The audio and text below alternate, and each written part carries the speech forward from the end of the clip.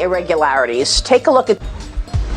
Welcome back. Challenging election issues during a hearing in the Georgia State Senate yesterday. Witnesses alleged issues with voting machines and ballot counting irregularities. Take a look at this video where you see people taking boxes out from under a table. Those boxes apparently contain ballots, and they are brought over to the ballot machine. This is after the workers there asked everyone in the room to leave. Governor Brian Kemp told Fox News' Laura Ingraham last night that with this new evidence, he would like to see another audit. I called early on for a signature audit. Obviously, the Secretary of State, per the laws and the Constitution, would have to order that. He has not done that. I think it should be done. I think, especially with what we saw today, it raises more questions. There needs to be transparency on that. I would again call for that, and I think in the next 24 hours, hopefully we'll see a lot more from the hearings that the legislature had today, and we'll be able to look and see what the next steps are. So let's see, where are we on this? Joining me right now is the attorney for President Trump, Jenna Ellis, who was in Georgia yesterday. Jenna, it's good to see you. Thanks very much for joining us this morning. Tell us what that video is. Explain what we were looking at in that video, Jenna, first, in Georgia. Well, Mayor Giuliani rightly described it as the smoking gun in this case. And so everyone has been saying, where's the evidence? Where's the evidence? And obviously, we've brought forward so many witnesses who have seen the fraud that's been going on. They've witnessed how election officials have completely disregarded the laws in 6 states. But this video corroborates what witnesses in Georgia said happened at the State Farm Arena. What you saw in that video, that for the first time in front of the Georgia Senate was played yesterday, is that election officials took everyone out of the room at about 10:30 at night and said, go home, we're done counting. Then they pulled out at least 4 big boxes of ballots and kept scanning and scanning ballots until late into the night. And so this just corroborates what the witnesses have already said, and it shows that President Trump and our legal team have been absolutely correct to bring these challenges. We've been asking for signature matching. We've been asking to make sure that it is a valid recount, that every legal vote is counted. And we know now with this video, along with all of the witness testimony, that the elections in these 6 states, and particularly now in Georgia, are irredeemably compromised, and there's no way these certifications are genuine and accurate results. Georgia's probably going to be the first state I'm going to blow up, and Mr. Kemp. Now, momentarily, we've got another witness who's going to be testifying today, who got a hold of a machine in an obscure county in southeast Georgia, Ware County. Gentleman's name is Garland Favorito. He's about to testify. I was able to read his testimony earlier. He's on in about a half hour. You'll be able to see him. He's got a Dominion machine that they were able to do a forensic study on in Ware County. It's a small county. He's got evidence that this machine, Steve, has flipped the votes. They flipped votes. They flipped 37 votes in Ware County. He's got the evidence from Donald J. Trump to Joe Biden. Now, 37 doesn't seem like a lot of votes, but it's a very small county.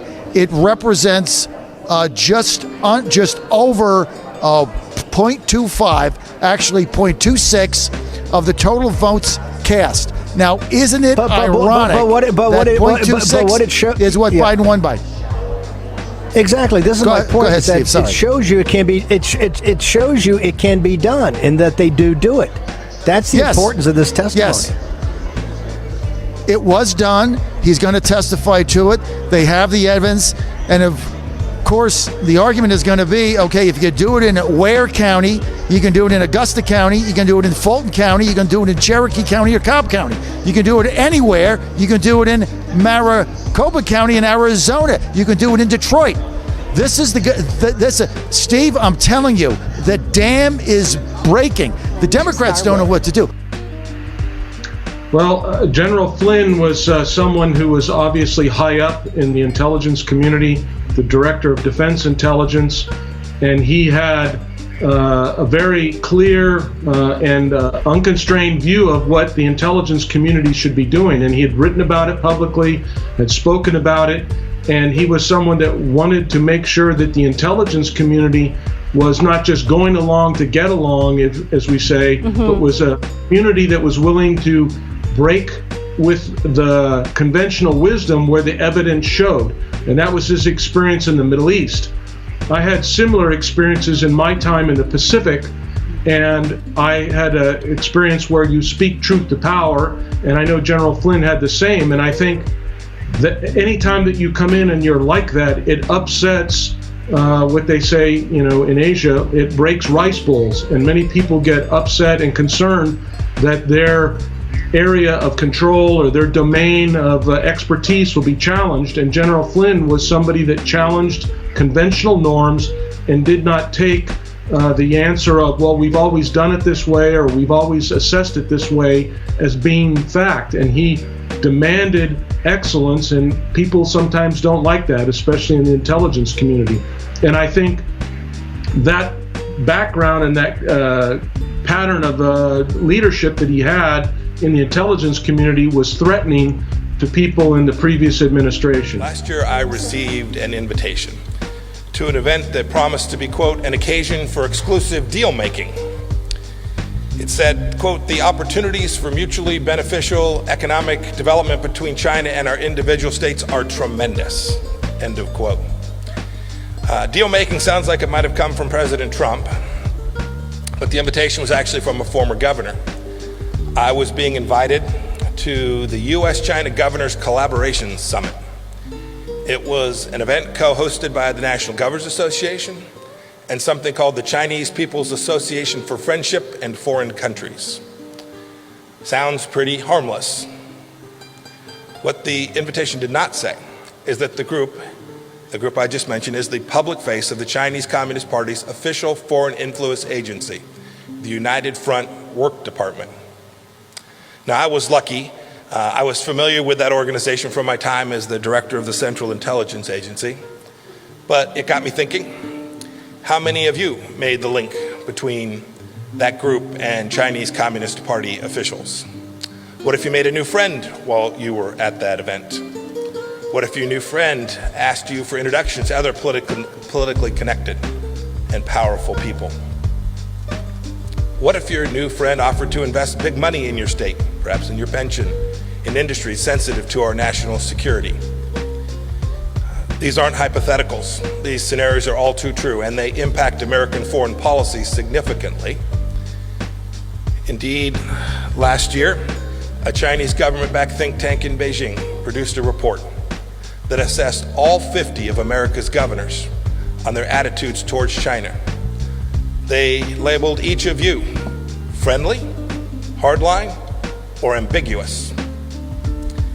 I'll let you decide where you think you belong. Someone in China already has.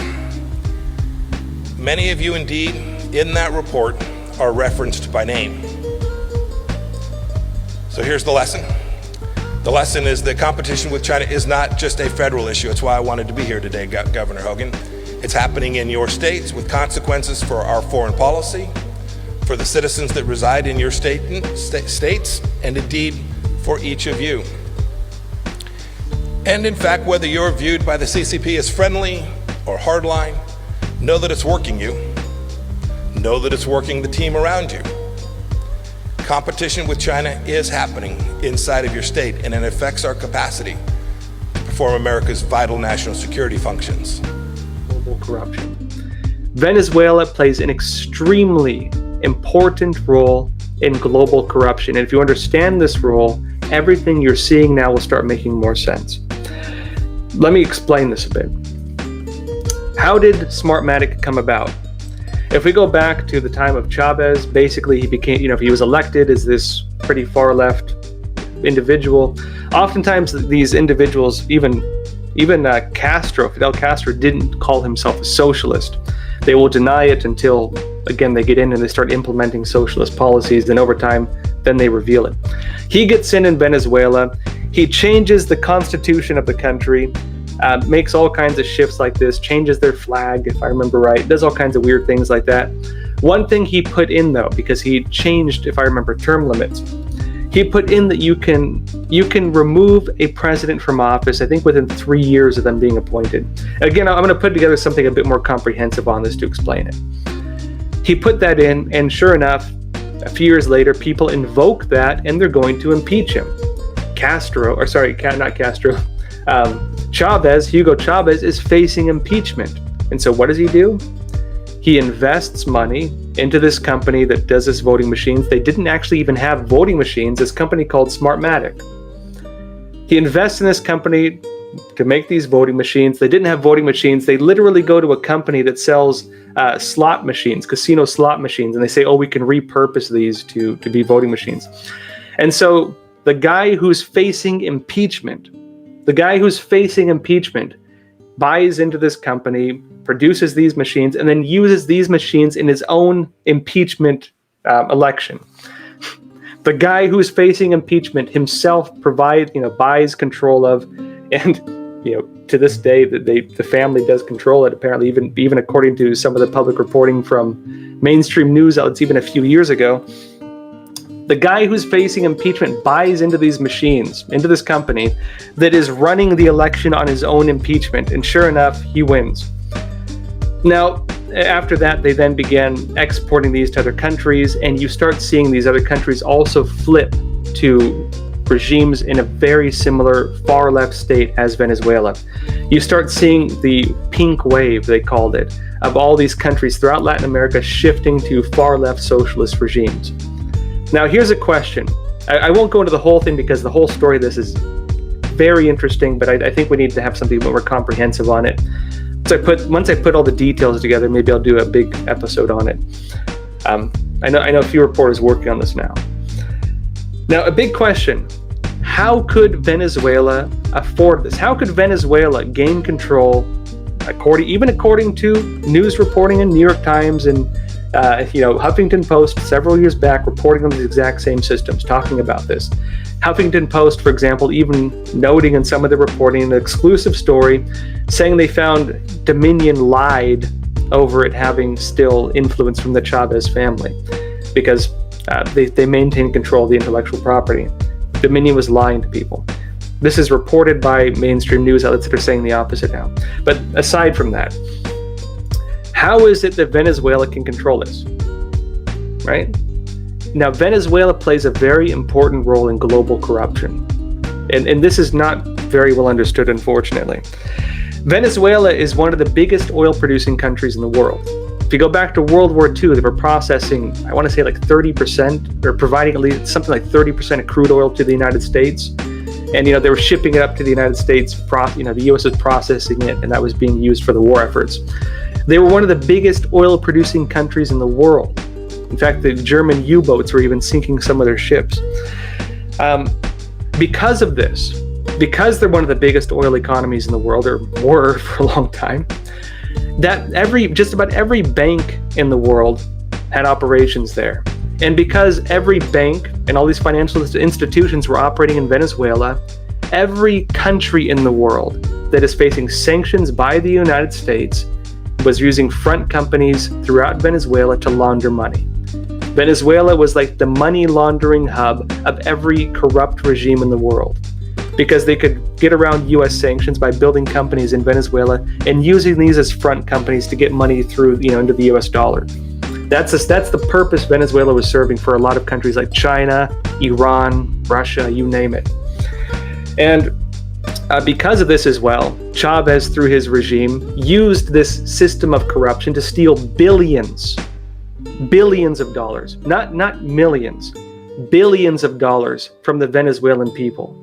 You have whistleblowers coming out on this, you have evidence coming out of it, and in other words, you have these corrupt officials in Venezuela basically running the country like a mafia, robbing the Venezuelan people of billions of dollars and being engaged in this government-level criminal organization. You have different levels of crime, right? There's drug crime, which they also are involved in. There's human trafficking, counterfeit goods, all this stuff. There's also government-level crime, right? This laundering of money, this whole system they created. And in order to maintain their ability to do that, they have to maintain their positions in the government.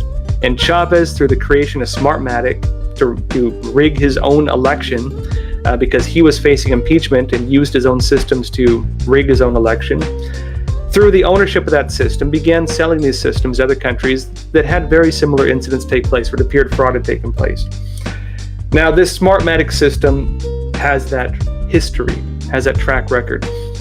And again, it was created by the Chavez regime in order to maintain this government-level criminal network. And we see them now maintaining this government-level criminal network in many parts of the world through the control, it appears, of this voting system. A bit of interesting context to this, right? All right, let's go into some other stories. Real quick, folks, let me go over a few questions because there's a bit coming in. This is according to Anna Dwyer. How can these state senators, after listening to the testimony, say we have no evidence? Again, one problem we have when it comes to investigating voter fraud is that a lot of times the people saying there's evidence or no evidence are the officials in areas where these practices had been used before. If they got elected in these states and these counties through the systems that were used in the federal elections and the presidential elections, if they invalidate the credibility of these machines, they're invalidating their own elections as well. There's personal interest involved with this, and there's also party interest involved with this. If you're an official who's, it's your livelihood, it's your job, are you going to acknowledge evidence that could possibly remove you from office? Probably not. It's one of the reasons why it's very hard to prosecute. It's not hard to prosecute. It's very hard to root out systems of voter fraud. Because again, the levers of the government are controlled by the people who may have committed the fraud. Of years, this country is going to be shocked when it learns the truth about who's been occupying the Oval Office for some periods of years. They're going to be shocked at the level of pedophilia. They're going to be shocked at what I believe will be a revelation in terms of people who actually engage in satanic worship.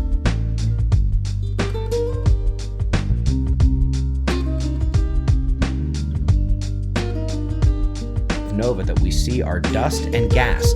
The gas may have a higher velocity sustained across the reverse shock plasma instabilities, but not by much. The remnants we see in space contain the majority of the material that was there to begin with, and it is not spewed forth out of the galaxy tens of thousands to hundreds of thousands of light years away from the remnant. The reason why this may have been the most important story of the year is because earthbound isotopes dictate recent, nearby nova events. Recent as in way after the Earth formed, due to their short half-lives, and nearby because it would take too long for those dust particles to get across space. It would exhaust the half-life span as well. Now, if that dust can't escape to deliver some of those nova isotopes, and a nearby supernova would have destroyed the Earth, then the answer is a smaller recurrent nova from the Sun, the solar micronova. Solar max outburst cycle is almost up again. Learn more at the Cosmic Disaster videos. The link is right below the video and at our channel homepage. I'll see you in the morning for the daily update. Be safe, everyone.